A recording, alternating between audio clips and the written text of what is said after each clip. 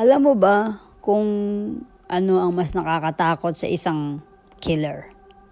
Yung grupo ng tao na kayang gawing normal ang brutal na pananakit. Ito ang nangyari kay Sylvia Likens, kung saan ang brutal na pag-torture ay naging routine. Ipinanganak noong January 3, 1949 sa Lebanon, Indiana. Si Sylvia Likens, siya ang gitnang anak sa 5 magkakapatid. Hindi normal ang childhood niya. Ang mga magulang niya, mga traveling carnival workers. Palipat-lipat, walang permanenteng tahanan, at madalas kapos sa pera. Isang buhay na walang stability.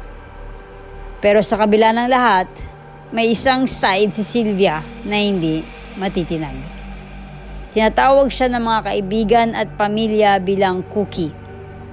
Masiyahin siya, friendly, confident at punong-puno ng buhay. Mahaba ang kanyang kulot na brown hair at may aura na parang ilaw sa gitna ng dilim. Pero noong July 1965, nagbago ang lahat. Iniwan siya at ang nakababatang kapatid niya na si Jenny ng sarili nilang magulang at ipinagkatiwala sila sa kapitbahay na si Gertrude Banishewski, ina ng 7 anak, sa kapalit ng $20 kada linggo. Habang ang magulang nila ay nagtatravel para magtrabaho. Bago natin ituloy ang kwento at nangyari noong 1965, kilalanin muna natin si Gertrude. Ang buhay ni Gertrude Banishewski ay matagal nang wasak. Hindi ito biglaan. Ito ay resulta ng taon-taong kahirapan, trauma, at mga relasyon na puro sakit at pang-aabuso. Ipinanganak bilang Gertrude Nadine Van Fossen noong 1928. Ikatlo siya sa 6 na magkakapatid. Isang simpleng working class na pamilya. Close siya sa tatay niya at malambing umano sa kanya. Pero sa nanay at mga kapatid, wala. Cold, parating may tensyon, at may galit na nagsimula pa lang noong bata pa siya. Sa edad na 11, isang pangyayari ang tumatak sa kanya habang buhay. Nakita niyang namatay ang sarili niyang ama dahil sa biglang heart attack. Isang trauma na hindi niya kailanman na proseso. Pagdating ng 16, hindi na siya nag-aaral. Iniwan niya ang high school para magpakasal. At doon nagsimula ang cycle. Isang buhay na paulit-ulit na bumabalik sa abuso. Unang asawa niya ay si John Banishewski, taong 1945. Sa loob ng 10 taon, puno ng away at pananakit. Isang lalaking mainit ng ulo at abusive. Ilang beses silang naghiwalay, nagbalikan at naghiwalay ulit. Hanggang sa tuluyan ng matapos noong 1963. Pero, hindi doon natapos ang bangungot. Nagpakasal siya ulit, second marriage kay Edward Guthrie. Tumagal lang ng 3 buwan. Sunod nun, pumasok siya sa bagong relasyon kay Dennis Lee Wright. Mas bata sa kanya. At tulad ng dati, nambubugbog din. Iniwan siya kaagad matapos niyang manganak.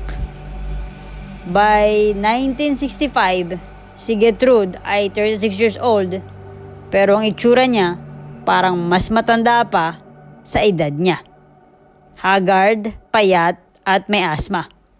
100 pounds lang daw ang timbang niya.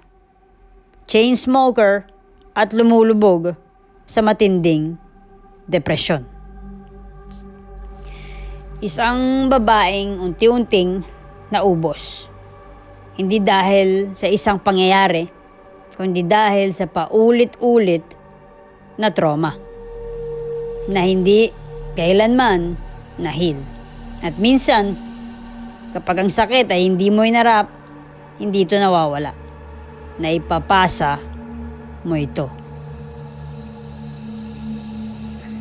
Sa loob ng 3 buwan bago ang kanyang pagkamatay noong October 26, 1965, si Sylvia ay sumailalim sa paulit-ulit na pang-aabuso at pagtutorture.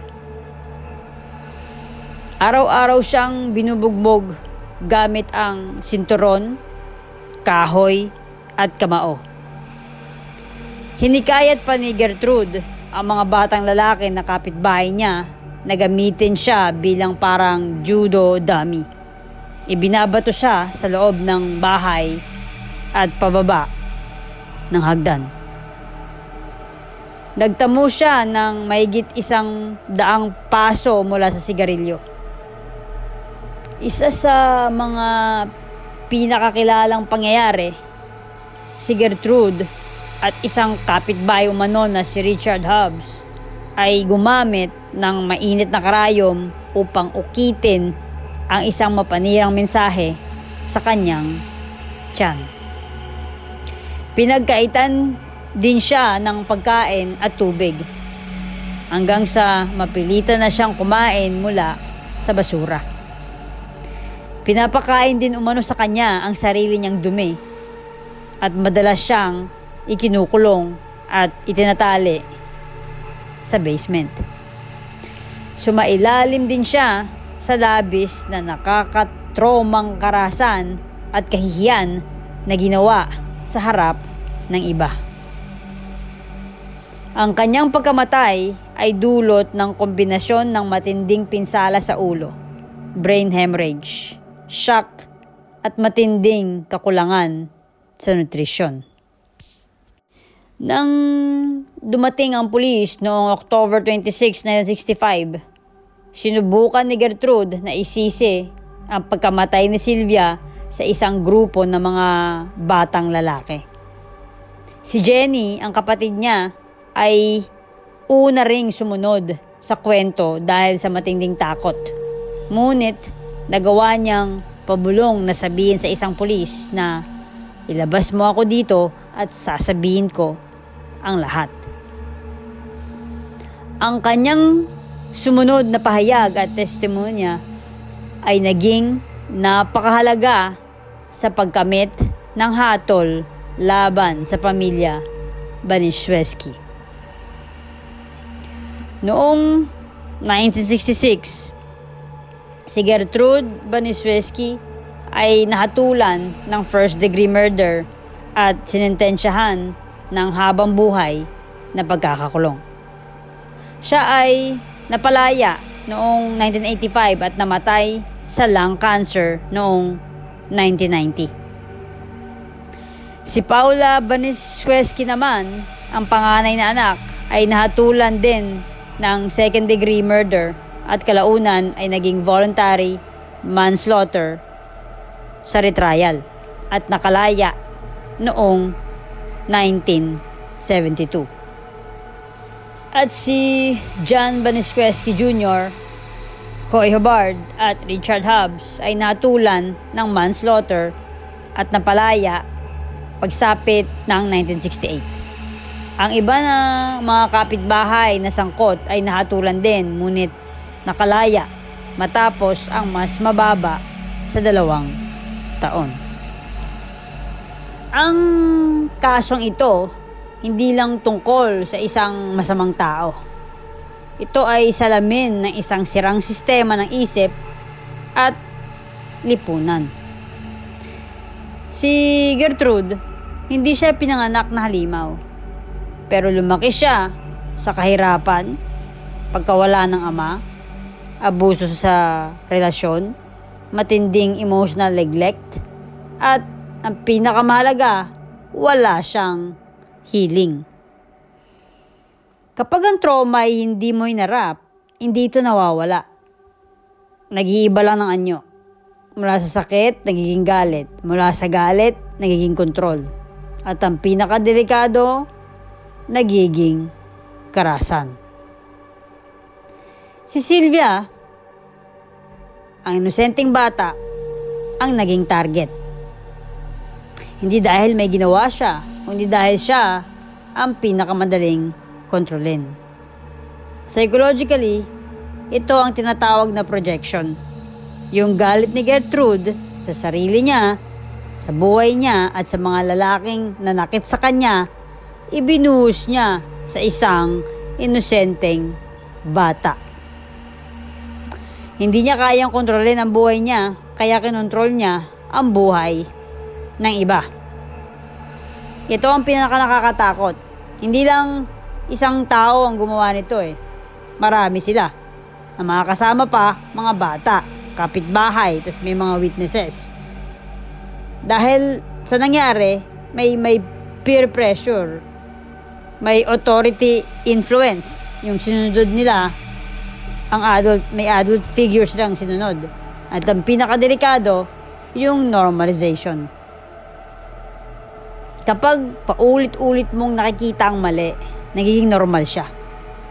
Hanggang sa hindi mo na nararamdaman na mali pala yun. May mga nakakita, may mga nakarinig, pero walang kumilos agad. Ito ang tinatawag na bystander effect. Pero tandaan nyo, ang katahimikan sa harap ng abuso ay pakikiisa sa abuso. Ang pinakadelikado dito, hindi lang si Gertrude, kundi ang katotohanan ng maraming taong kayang maging ganito kapag hindi nila hinarap ang sarili nilang trauma. Hindi lahat magiging ganito ka-extreme, pero ang pattern, pareho. Yung sumisigaw ka sa partner mo, nanakit ka emotionally, kinokontrol mo ang ibang tao, yung pinapasa mo ang sakit sa iba. Small versions of the same darkness. Kaya, minsan hindi sapat na sabihin mong mabait ka, mabait tayo. Kung hindi natin hinaharap ang ating trauma, delikado pa rin tayo. Hindi mo man mapansin, pero may nasasaktan ka sa salita, sa kilos, o sa energy mo. Healing is not luxury. Responsibilidad yan. At hindi lahat ng sugat nakikita. Pero lahat ng sugat na hindi mo hinaharap, may madadamay. At tanda natin, kung hindi mo kayang ihil ang sarili mong sakit, may isang inosente na magbabayad nito. So choose healing o ipapasa mo lang ulit.